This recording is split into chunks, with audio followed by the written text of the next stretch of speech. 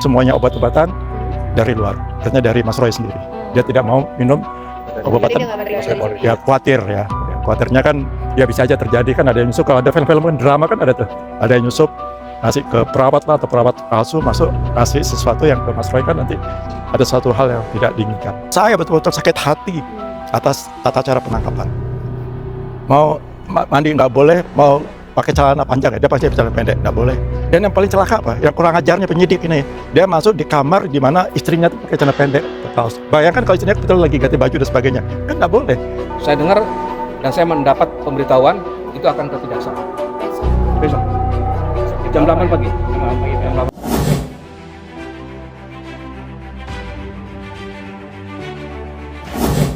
Saya Laksamana Pertama TNI Purnawirawan Muryono Aladin. Saya mewakili gerakan merebut kembali kedaulatan rakyat, saya sebagai presidium, dan juga mewakili forum Purnawirawan Prajurit TNI, FKPP TNI. Saya kebetulan sebagai sekretaris sekjennya. Tadi udah jenguk Roy Ya, dan saya sudah jenguk. Alhamdulillah, tadi saya sudah sempat menjenguk Mas Roy.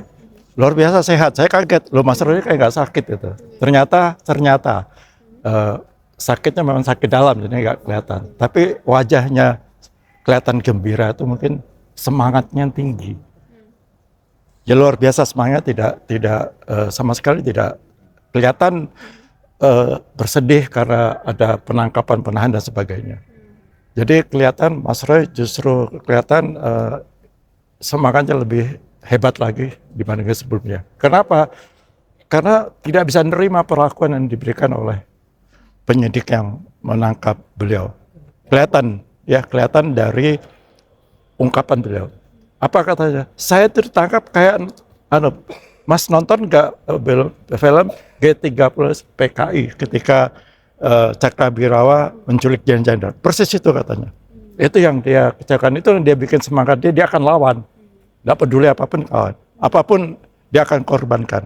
Jadi jangan sampai kezoliman ini berlanjut terus. Itu yang tadi sampaikan ke saya itu. Tadi saya sempat foto, tadi saya sampaikan ada foto sama Mas Roy. sama halnya dengan Dokter Tifa. Nah, tadi Dokter Tifa kebetulan lagi diinfus. Jadi saya tidak bisa masuk, tapi katanya baik-baik aja, tadi cuma salam aja, dadah aja. Kalau Mas Roy ini diinfus juga atau Enggak, mungkin? Mas Roy, ya mohon maaf, Mas Roy tadi mengatakan bahwa Mas Roy semuanya obat-obatan dari luar, artinya dari Mas Roy sendiri. Dia tidak mau minum obat-obatan. Jadi dia nggak menerima dari sini. Ya khawatir ya. Khawatirnya kan ya bisa aja terjadi, kan ada yang nyusup. Kalau ada film-film drama kan ada tuh, ada yang nyusup ngasih ke perawat lah, atau perawat palsu masuk ngasih sesuatu yang ke Mas Roy, kan nanti ada satu hal yang tidak diinginkan. Termasuk juga kami mengunjungi Mas Roy ini atas izin keluarga, istrinya, jadi Bu Roy. Jadi kalau sudah ada izin Bu Roy, baru kami boleh masuk. Dan ini untuk mencegah hal yang tidak diinginkan aja, supaya tidak sembarang orang, siapapun bisa masuk. Tapi tadi sempat ngobrol nggak sih Pak? Panjang dengan lebar Mas Roy, ngobrol. Kondisi kesehatan seperti apa yang mengharuskan dirinya ini Ya. dirawat di dalam? Nah itu sebenarnya beliau tidak minta, saya minta dirawat, enggak. Tapi itu atas instruksi dari dokter yang meriksa. Jadi dokter punya kewenangan untuk apakah yang bersangkutan wajar untuk ditahan atau tidak. Nah ini dokter yang bertanggung jawab. Artinya dia berani menentukan langkah-langkah apa yang harus dilakukan dia sebagai dokter. Bahwa ini tidak boleh kalau kasus seperti ini, sakitnya seperti ini ditahan. Berarti tujuan datang hari ini untuk memberikan dukungan pastinya Pasti ya Pak. Selain dukungan. Apalagi itu Pak? Ya, melihat kondisi Mas Roy, penangkapan Mas Roy. Jadi kami ingin lihat apakah Mas Roy ya parah banget sakitnya atau apa gitu. Dan ternyata alhamdulillah dia sangat gembira sekali. Tadi fotonya kan malah seger tuh. Lebih segar dari saya. Semangat. Tadi dari Mas Roy ini ada menyampaikan nggak mungkin kayak yang ingin disampaikan entah ke polisian apa gimana gitu lewat Bapak gitu? Ya itu tadi, saya betul-betul sakit hati atas tata cara penangkapan. mau mandi nggak boleh, mau pakai celana panjang ya, dia pakai celana pendek, nggak boleh. Dan yang paling celaka apa? Yang kurang ajarnya penyidik ini, dia masuk di kamar di mana istrinya tuh pakai celana pendek, pakai kaos. Bayangkan kalau istrinya kebetulan lagi ganti baju dan sebagainya, kan nggak boleh. Mestinya kan harus ada tata cara, ada kode etiknya lah. Ini kan laki-laki masuk ke, kalau misalnya ya masuk wanita ya enggak apa, tapi kan ada Mas Roy laki, ya kan harus ada ini. Mas Roy itu kan bukan teroris, bukan kriminal, kan enggak pantas. Ini kan dia hanya pengkritik. Ini kan sudah jelas ya, ini kriminalisasi bagi para pengkritik pemerintah. Ini yang kita mau lawan. Kami lawan. Kami pada tanggal 19 begitu dengar Mas Roy ditangkap, kami dari FPP TNI atas perintah dari 4 jenderal, ya nanti kan saya ada kasih surat ya. peringatan keras itu, kami langsung bikin surat ke Kapolda untuk tidak bisa menerima mengecam dan keras perlakuan yang diberikan oleh penyidik kepada Mas Roy dan Dr. Tifa. Itu yang pertama. Kemudian besoknya GMKR mengumpulkan lagi para tokoh-tokoh nasional dan beberapa teman-teman dari civil society. Kami bikin pernyataan sikap yang lebih keras lagi, minta bebaskan Mas Roy dan Dr. Tifa. Kemudian juga mengecam dengan keras tindakan penyidik yang menangkap Mas Roy, karena itu jelas melanggar aturan SOP dari seorang penyidik. Kita menangkap, apalagi dia bukan teroris dan bukan kriminal yang dicari-cari ya. Dia selama ini bagus kok, wajib lapornya datang. Dia tidak mungkin pernah ada meninggalkan yang dilanggar waktunya. Wajib lapor. Tidak pernah ada yang dilanggar waktunya. Dia udah langgar dan dia tidak mungkin melarikan diri dan juga tidak akan menghilangkan barang bukti. Dia pasti jelas. Selama ini kan selalu patuh pada aturan wajib lapor. Itu tadi yang Mas Roy katakan. Jadi betul-betul tersinggung berat.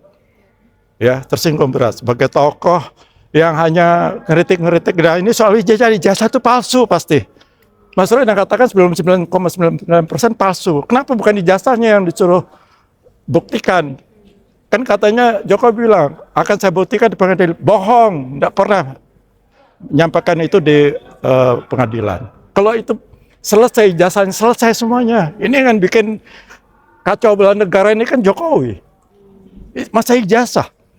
Dan ingat kemarin pada waktu kami di pertemuan di GMKR, ada konferensi pers, kami tetap nyatakan jangan lupa loh, jangan sampai kasus Mas Roy ini terus kasus ijazahnya Jokowi dilupakan. Jadi kami tetap tegaskan di poin ketiga kalau nggak salah, tetap tangkap, adili Jokowi dan majukan Gibran. Tetap jadi kami punya tujuan. Itu GMKR tadi atas perintah 4 jenderal ya Pak ya? Enggak, GMKR lain lagi. Oh, lain Tadi lagi. yang Itu di Pak Jenderal itu FPP TNI. Itu yang tanda tangan FPP TNI itu ada Jenderal Purnawirawan TNI Fahruroji, Ya. Jenderal Purnawirawan TNI. Tiasno Sudarto, Marsikal TNI Purnawirawan Hanafi Asnat, dan Laksamana TNI Purnawirawan Slamet Subianto. 4 bintang semuanya. Satu lagi. Enggak, hanya 4. Bayangkan 4 bintang turun tangan untuk bela Mas Roy. Karena udah kurang ajar. Polisi yang ditugaskan udah kurang ajar. Enggak benar itu. Terus di dalam Pak Ugarsana ingat ya Pak Ugarsana kemarin marah-marah. Dia kemarin juga pada waktu kami konferensi juga Pak Ugarsana marah-marah. Malu saya sebagai polisi atas kelakuan dari junior saya. Karena jelas-jelas melanggar SOP tata cara penangkapan. Terus tadi di dalam sempat ada ngobrolin soal rencana penangguhan penahanan yang akan dilakukan Enggak ada. oleh tim kuasa hukum, nggak? Mungkin persiapan yang udah di. Oh tetap, kalau itu dari pihak lawyer tetap menyiapkan itu pasti. Malah mau ada minta tanda tangan dari tokoh-tokoh itu, tetap itu lawyer lah punya Tapi tadi pekerjaan. sempat disinggung nggak Pak, diobrolin nggak di dalam? Enggak. Karena Mas Roy sudah percayakan semua itu ke lawyernya Mas Roy. Kami hanya memberi semangat ke Mas Roy lah supaya Mas Roy tetap tabah. Kalau misalnya dari Pak Dwi Kalau ini, Pak Dwi tadi sendiri- udah sempet belum Pak? Cek. Saya baru datang. Oh jadi baru datang. Kalau saya, karena saya ini kan dulu saya sebagai hakim agung ad hoc selama 15 tahun di Mahkamah Agung. Banyak yang saya amati mengenai proses peradilan, proses dari mulai proses penyidikan sampai dengan penahanan Mas Roy.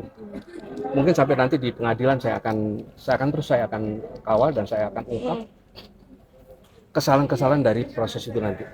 Supaya karena begini, di dalam proses peradilan pidana, apakah akan dilakukan secara sempurna? Jika itu dilakukan secara sempurna, bagus. Sesuai dengan tupoksinya masing-masing lembaga penegak hukum ini. Tapi kalau sudah ada unsur titipan, ini yang bermasalah.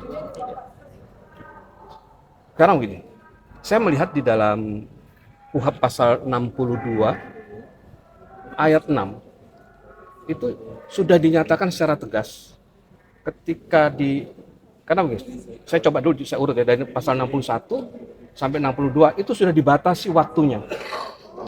Waktu penyampaian hasil pemeriksaan penyidik kepada kejaksaan itu sudah dibatasi waktunya. Dari 7 hari, 14. Itu di KUHP yang baru. Ya. Dari mulai pasal 61, pasal 62, ya, dari ayat 1 sampai ayat 6. Itu sudah jelas sekali. Waktunya sudah jelas. Terbatas waktunya. Nah, terus kemudian di pasal 6-nya, di situ sudah ada satu kewenangan dari kejaksaan. Ketika bolak-balik tidak dilengkapi oleh penyidik, maka di pasal 62 ayat 6 itu disampaikan di mana jaksa mempunyai kewenangan untuk melanjutkan atau tidak melanjutkan. Coba bayangin, itu sudah diatur dalam undang-undang. Jadi di pasal 62 ayat 6 itu sudah tegas dinyatakan jika dinyatakan masih belum sempurna, ya, dijelaskan di di ayat 5-nya seperti itu. Kemudian di ayat 6-nya yang terakhir itu justru menegaskan sudah menjadi kewenangan kejaksaan untuk ini dilanjutkan atau tidak dilanjutkan. Pertanyaannya sekarang, kok tiba-tiba sudah sekian lama, bahkan hampir 7 bulan kalau nggak salah ya, 6 sampai 7 bulan lah. Jadi TSK ya? Ya, proses untuk mencapai P21 ini, ya dinyatakan lengkap ini. Kan dari P19 bolak-balik gitu ya. Ini nggak bisa sudah. Karena di KUHP itu waktunya sangat terbatas. Nggak bisa itu main-main lagi. Baik itu penyidik maupun kejaksaan seharusnya sudah mengambil sikap tegas di sini. Aturannya sudah jelas kok. Nah, inilah yang harus disikapi oleh nanti PH-nya Mas Roy ya. Kalau saya kebetulan kan di legal advisor-nya FPPTNI. Jadi saya hanya bisa memberikan satu pencerahan ya, atau masukan-masukan di dalam penerapan proses pidana ini ya, peradilan pidana ini. Ya itu selanjutnya nanti terserah pada PH-nya. Apakah PH-nya nanti saya yakin juga mereka juga mungkin sama ya pemikirannya dengan kami ya, terutama juga dengan saya. Nah disitulah kita harus cerdik melihat di mana proses peradilan pidana ini harus benar-benar kita ikuti, karena jangan sampai ada penyimpangan-penyimpangan, gitu ya. Terutama adanya titipan. Kalau ada titipan itu sulit sudah. Ya, kalau ada titipan itu udah sulit. Karena gini, saya tahu persis. Ini juga saya mohon kepada masyarakat untuk mengawal proses ini ya. Karena kalau namanya titipan tuh, ini bukan fitnah loh ya. Ini kenyataan, ini kejadian real. Di banyak peradilan, di banyak pengadilan. Dan proses peradilan apapun itu ada semacam titipan, baik itu di perdata, pidana, tun, militer, ya itu ada. Mungkin yang minim titipan itu peradilan agama ya, ya kan, karena urusan cerai waris gitu ya. Tapi kalau sudah menyangkut perdata, tun, militer, kemudian pidana khusus, perdata khusus itu banyak sekali. Nah, ketika ini sudah ada satu kesepakatan dari ketiga penegak hukum ini, paham maksud saya? Ada satu kesepakatan, tentu ada titipan. Ya. Proses peradilan tidak akan berjalan sesuai dengan yang diharapkan oleh masyarakat. Kalau dugaan dari Pak Dwi ini, titipan seperti apa yang dititipkan ke pihak peradilan? Saya baru melihat satu kesalahan ya, satu kelemahan proses yang tadi saya sampaikan di pasal 62 ayat 6 itu. Kenapa jaksa tidak berani secara tegas sudah menentukan atau memutuskan ini tidak bisa dilanjutkan. Kalau memang bisa dilanjutkan, ya jangan nunggu lama sampai 7 bulan dong. Ikuti prosedur kalau nggak salah 14 kali 3 berapa? 14 kali 3 berapa? 44, 46. 42, 42. 42. 42 ditambah 7. Ya di 61 itu ada 7, 14, 14, 14.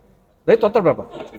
Total 49. Mas Roy itu sudah lebih dari 49 hari kasusnya digantung.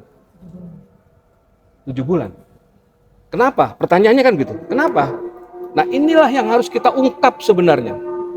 Besok tim PH-nya Mas Roy, saya dengar dan saya mendapat pemberitahuan itu akan ke kejaksaan. Besok. Jam 8 pagi. Jam 8 pagi. Ya besok. Itu untuk upaya penangguhan itu, Pak. Saya belum tahu apa yang akan, saya baru tanya tapi belum dijawab. Saya nanya lewat WA ke tim PH-nya Mas Roy, tapi belum dijawab. Saya nggak tahu apakah mengajukan penangguhan atau tidak. Ya. Pak, untuk tim PH kejaksaannya yang ke sini atau tim PH-nya yang akan ke kejaksaan? Informasinya ada 2, soalnya belum tentu juga. Tim PH kejaksaan dong. Tim PH kejaksaan. Tim PH kejaksaan. Iya, Kejari, Kejaksaan Negeri. Ke sana. Ada lagi? Silakan. Ada yang mau disampaikan lagi mungkin, Pak? Saya hanya satu minta kepada masyarakat Indonesia. Ini kasus ijazah palsu sudah dimulai sejak kasusnya Bambang Tri dan Gus Nur. Ya. Kemudian berlanjut ke Mas Roy CS. Jadi saya mohon pada masyarakat untuk mengawal, terus mengikuti dan mengkritisi proses peradilan pidana yang akan berjalan. Tapi mudah-mudahan nggak berjalan ya prosesnya ya. Itu harapan kita ya. Ada penangguhan, bukan sekedar penangguhan, tapi kalau bisa ya jaksa berani memutuskan untuk tidak melanjutkan. Itu hak deponering daripada kejaksaan. Dan itu yang harus diambil oleh kejaksaan. Cukup. Baik. Oke, cukup, Pak. Terima kasih Terima kasih. banyak. Terima kasih. Masih. Terima kasih banyak.